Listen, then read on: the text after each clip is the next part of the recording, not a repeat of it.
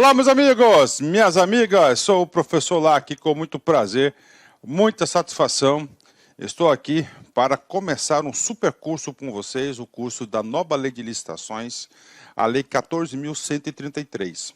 E essa aula é uma aula inaugural, é uma aula onde eu elenquei aí uns principais itens, na minha opinião, de maior relevância, de maior impacto na lei de licitações, né? Por quê? Porque, principalmente aí, eu acredito que nos próximos anos, né? Nos próximos anos aí, nos próximos 2, 3 anos, eu tenho quase certeza o seguinte, que o examinador vai querer saber de você, se você sabe quais foram as principais alterações na lei de licitações. É claro que todas essas alterações a gente vai ver artigo por artigo no curso regular. Isso aqui é uma aula introdutória. É uma aula também, o seguinte, professor, eu estou aí, eu não consegui estudar as aulas. Cara, assiste essa aula aqui que serve um pouco de revisão. Bacana? Então vem comigo, né? Principais alterações em licitação, né? Primeiramente, né, pela nova lei, a lei 14.133, e vamos lá, primeira grande alteração, essa que já foi cobrada em prova de concurso, né? Por quê? Vou fazer um pequeno histórico. Cara, a Lei 8.666 foi a bíblia da licitação desde 93. Olha, desde 93, 17, 18 anos em vigor. E aí, agora, ano passado, a partir do dia 1º de abril, a edição da nova lei. E é o seguinte, primeiro grande ponto, né? O que acontece, né? Nós temos aí modalidades, né? Modalidades. Na legislação anterior, nós tínhamos lá no escopo da lei como modalidades concorrência, tomada de preços, convite, concurso, leilão. Ok. Então essas três primeiras aqui, preste atenção, tá? Entendam, né? E só você sabendo isso aqui, você já consegue acertar algumas questões de concurso, tá? Essas aqui eram da 86693. Ok? Opa, mas essa aqui, ó, leilão também. O que acontece? Em 2002, nós tivemos aqui a lei 10.520, a lei do pregão. E logo depois, em 2011, a lei 12.460, que é o regime diferencial, tá, de contratação. É a lei essa que foi motivada aí para a resolução aí das obras da Copa do Mundo, né, que tinha até 2014, foi a Copa. Os estádios tinham que ficar pronto um ano antes, né? E se fosse seguir o rito normal, não daria certo. Então, em 2011, aí, nós tivemos o regime geral de contratação. Bacana, né? O que acontece agora, né? Agora, com a nova lei, né? Primeira coisa, né? Concorrência, manteve. Beleza. Ó, pregão, trouxe para cá. E claro que essas três leis aqui, elas serão revogadas. Elas serão revogadas, né? Ok, né? Beleza, né? Concurso, mantém. Leilão, mantém. Tá? O que acontece? Vamos lá. Primeira coisa. Tomada de preço e convite não foi amparada. Por quê, professor? Porque, professor, como é que eu iria aplicar a tomada de preço, convite ou a concorrência pública?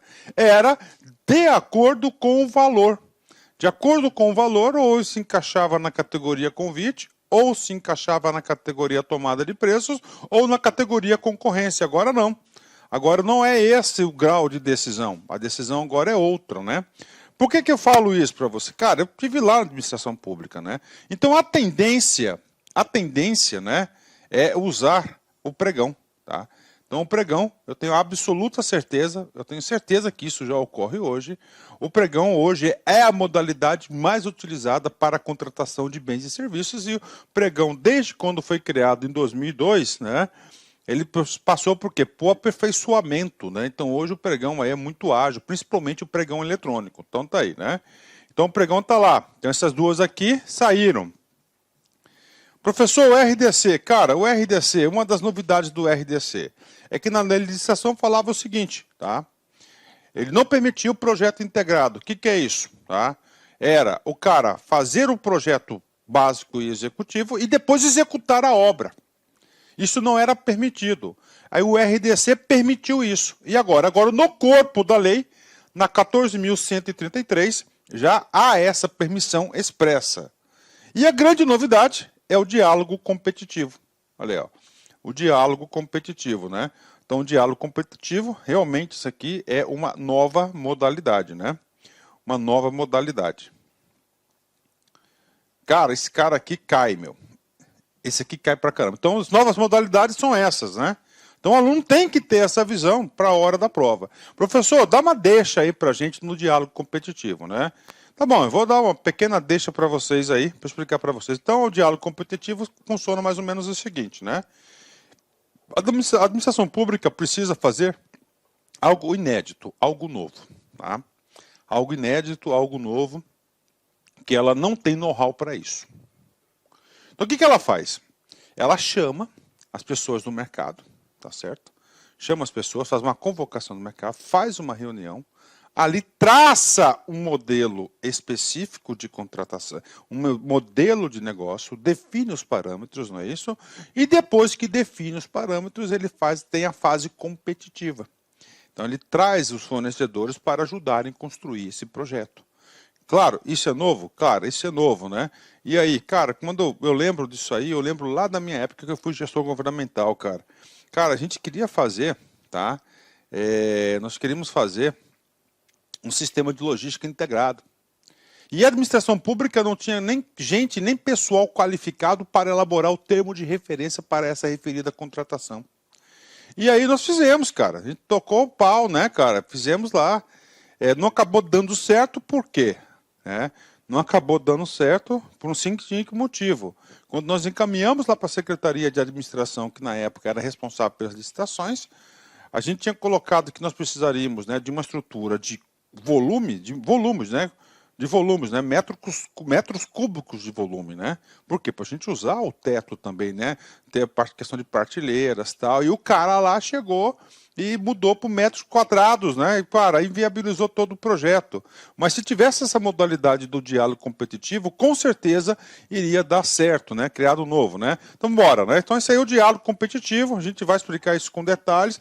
Nesse exato momento, você tem que saber que o diálogo competitivo é uma nova modalidade trazida pela lei de licitações, né? Primeira grande alteração, então, é nas modalidades, né? Vamos embora, né? Vamos lá, professor, vamos embora, vamos seguir, né? Outra coisa importante que mudou é as fases da licitação, cara. O que é a licitação? É um procedimento administrativo, né?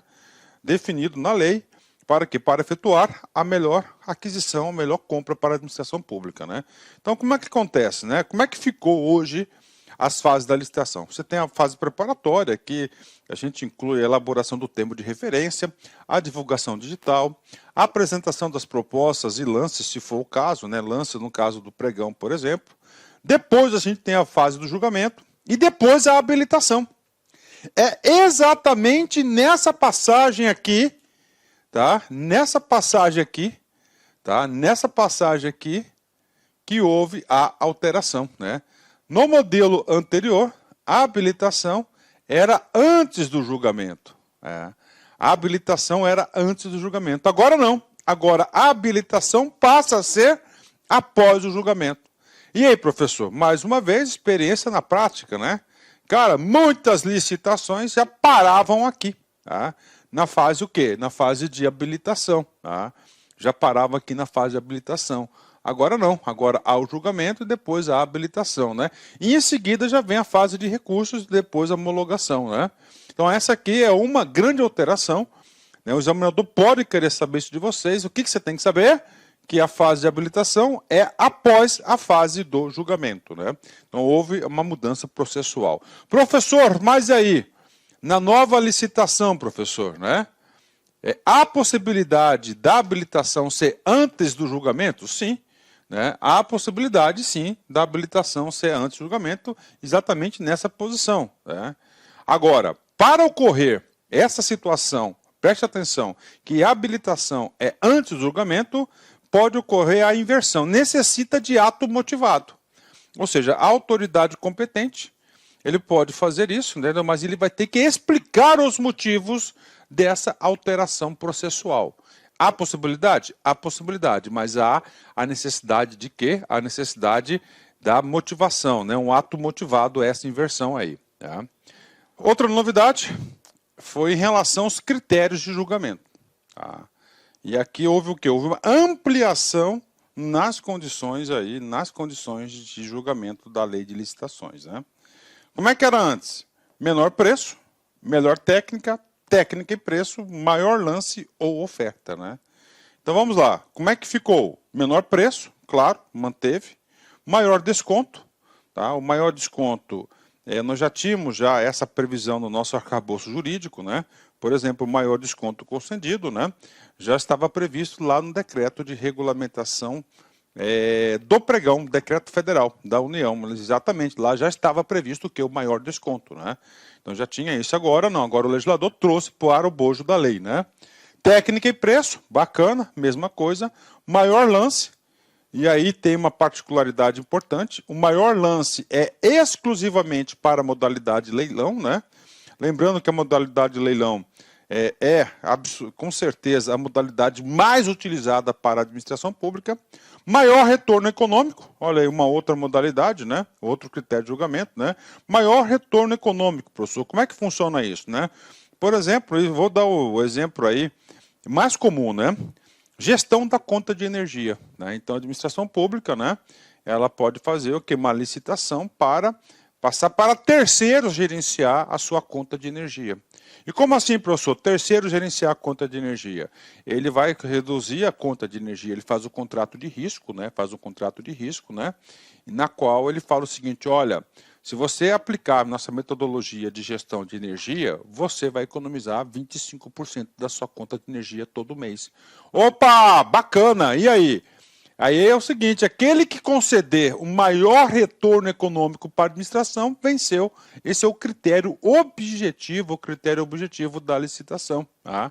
Então tá aí para vocês. Aí o cara é o seguinte, professor, e o cara? O cara vai ganhar um percentual sobre a economia produzida por ele. Então, esse aqui é o maior retorno econômico. Né? Inclusive, eu digo para vocês que essa modalidade, nós temos várias empresas hoje no Brasil que fazem isso. Né? Isso é muito comum aí para a gestão de grandes contas de energias aí que tem no Brasil. Né? Tem aí escritórios, né, de engenharia especializados nesse sentido. E a última modalidade que nós temos é o quê? Melhor técnica ou conteúdo artístico. Né?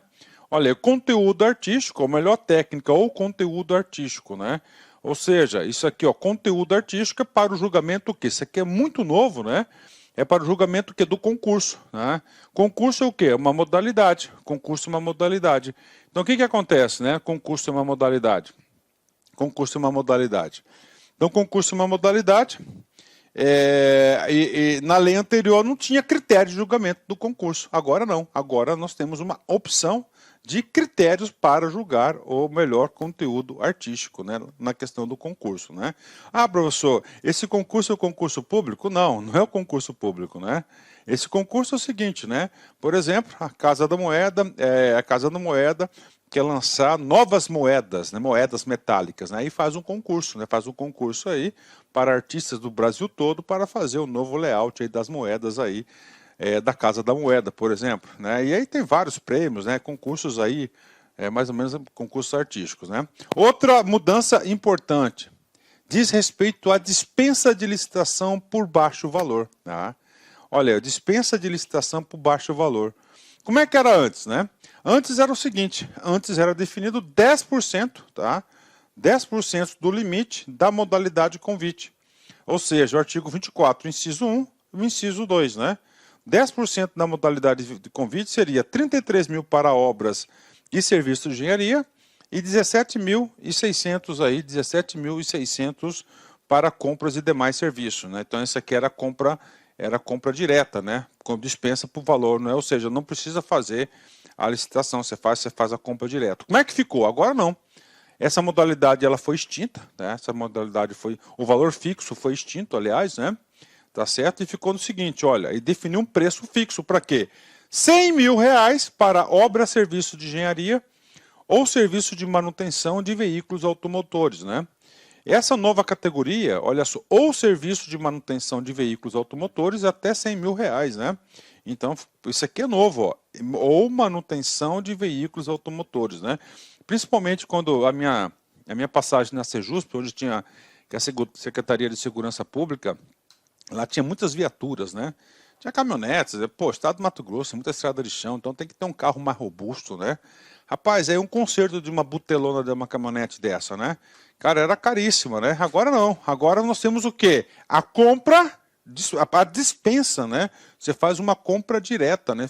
Facilitou bastante. E 50 mil para serviços e compras, né? Para outros serviços e compras, né? Então nós temos isso aí. Então hoje não é 10% de tal, né? Agora é o quê? Agora é um valor fixo, 50 e R$100.000. Ah, professor, já está gravando a aula desatualizada. Não estou, não. Né? Só para informar vocês, né, que esses valores aqui, no dia 30 de dezembro de 2021, foi editado aí, foi editado novos valores, né, que muda aqui. E olha só, a partir de 1º de janeiro de 2022, Jair Messias Bolsonaro. Ou seja, especificamente no nosso caso, tá, que é o inciso 1, caput do artigo 77, que é lá da dispensa, e o inciso 2, do 77, passou a ser de 100 mil, pulou para 108 mil. De 50 mil, pulou para 54.020,41. Então, esses valores aqui você tem que saber. Tá? Então, hoje não é mais 10%, é um valor fixo que ele determinou, né? É um valor fixo que foi determinado. Dispensa de licitação por emergência, né? Olha aí. Dispensa por licitação por emergência. O outro ponto importante, que nós tivemos aí algumas alterações significativas. Como é que era antes? Tá? Claro, antes, né? O que é uma dispensa de licitação por emergência, né? Cara, a emergência é algo que não está planejado, que não tem como planejar. E aí, professor, que não tem como planejar? Não tem como planejar, tem que ser emergência, né? Então você vai dispensar. Não tem tempo hábil para passar por todos os procedimentos da licitação. Então você faz uma dispensa por emergência, né? Então o que acontece, né? Nessa modalidade ainda existe, claro, né? O prazo era de 180 dias, beleza. Olha as alterações aqui, né?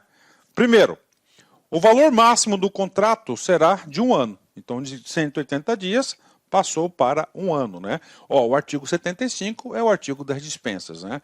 B, não pode recontratação de empresa já contratada com base nesse dispositivo. Ótimo, né? Por quê? Porque às vezes não dava tempo de fazer a licitação, 6 meses é muito rápido, aí a empresa ficaria o quê? Ó, sendo recontratada. E por isso, penso que o legislador já falou, cara, vamos colocar logo o prazo de 1 ano, porque 1 ano aí é um prazo razoável para realizar qualquer licitação em qualquer modalidade, né? Beleza, né? Outra coisa, vamos lá. Dispensa para manter continuidade do serviço público. Há necessidade de informar quem deu causa, né? E aí, professor, aí eu vou trazer um exemplo meu, lá da segurança pública também.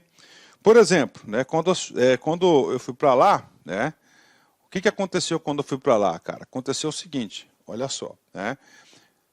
Alimentação de reeducandos, marmita para preso, tá? É um serviço, claro, importante, né? O cara tem que comer, né? Então o que acontece lá, né? Lá acontecia, na época, tinha tipo uma máfia, né? Então o que acontece? Os caras enrolavam e não faziam a licitação. Penso eu que tinha até uma intenção para isso. Tá? Penso eu que tinha até uma intenção para isso. Né?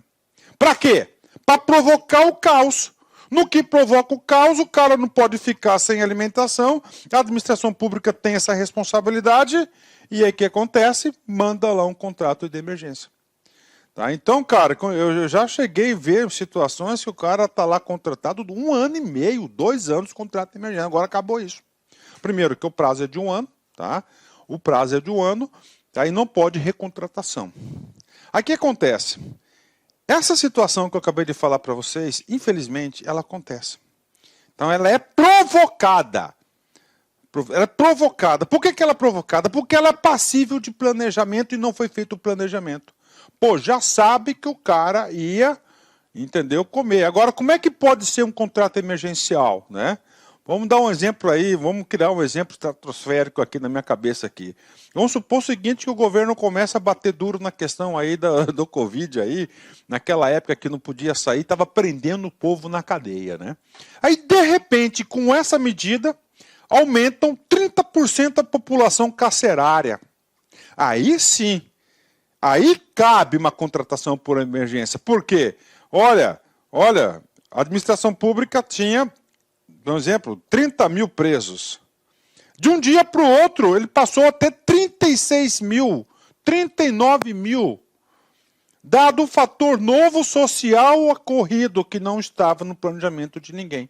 Aí, nesse caso, né, aí sim é uma coisa interessante. Então, o que acontece? Né? Isso aqui vai causar calafrios em muita gente da administração pública. O que vai acontecer aqui? Né? Olha, tudo bem.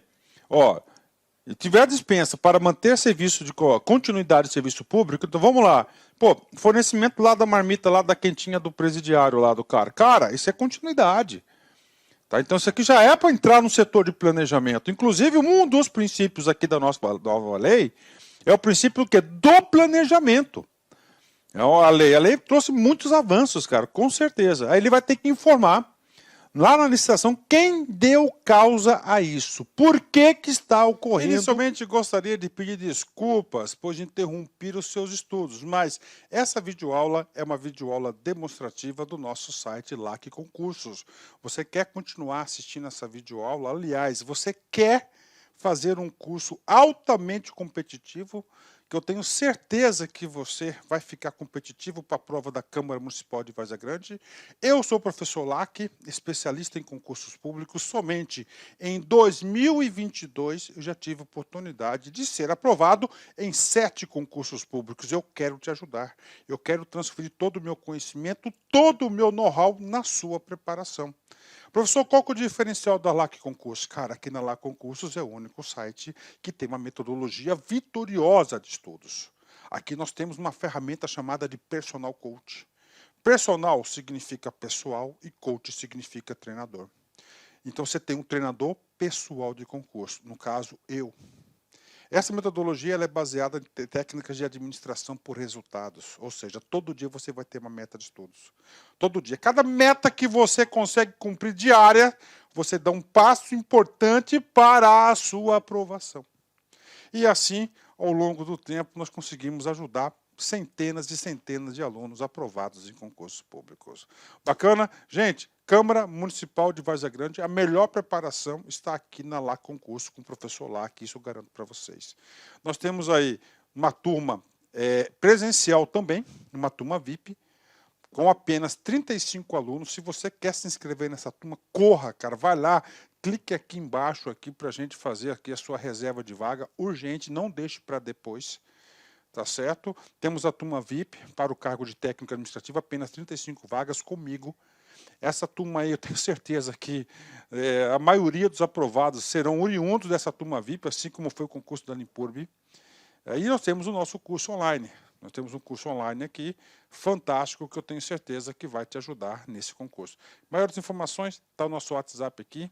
Tá? Vem falar conosco aí, aqui na LAC Concurso. Espero vocês.